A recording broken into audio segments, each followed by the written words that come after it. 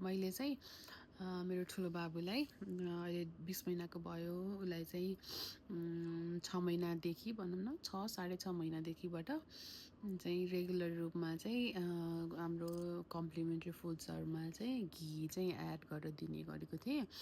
अनि त्यसपछि घी चाहिँ मोस्टली होममेड घी चाहिँ मेरो मम्मीले नै बनाइदिनुहुन्थ्यो आफ्नो नातिको लागि।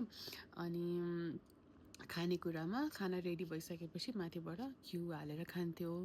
सो मैले चाहिँ अनि योपालि चाहिँ ट्राई गरौँ न त भनेर मैले पनि ट्राई गरेको घी बनाउन। हेरौँ है त कस्तो बन्दो रहेछ। यो चाहिँ मैले लास्ट 1 मन्थदेखि जम्मा गरेर राखेको तरहरू हो दुधको। भैँसीको दुधबाट निस्केको तर 2 डब्बा जस्तो भएको थियो।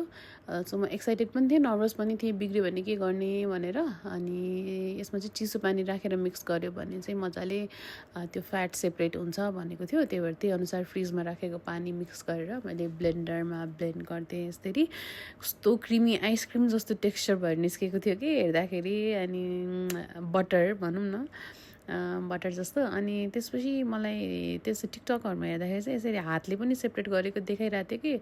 अनि सो यसबाट मोही निस्क्यो, यतिपट्टि चाहिँ हाम्रो बटर निस्क्यो होइन। अनि ग्लास रेडी गरेँ एउटा।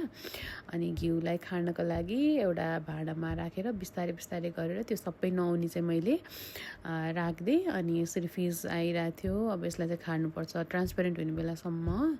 यसै मैले मम्मीले गरेको पनि देखेको थिएँ, टिकटकहरूमा नि रेफरेन्स लिएको थिएँ। अनि सो यो यस्तो हुँदै थियो। अनि त्यसको आवाज सुन्नु न, गुड रेडी भइसक्दा त यस्तो हुनुपर्दो रहेछ घिउ खारिँदाखेरि। अनि खारियो, अनि तल सेडिमेन्टहरू रहिरहेको थियो। अनि मैले छानेर चाहिँ मेरो ग्लास जारमा राखेँ, यति मात्रै भयो। अनि बुढाबुढीको लागि चाहिँ मोही रेडी भयो। अनि कति खुसी लाग्यो, मेरो फर्स्ट जार अफ घी मैले बनाएको। बाई।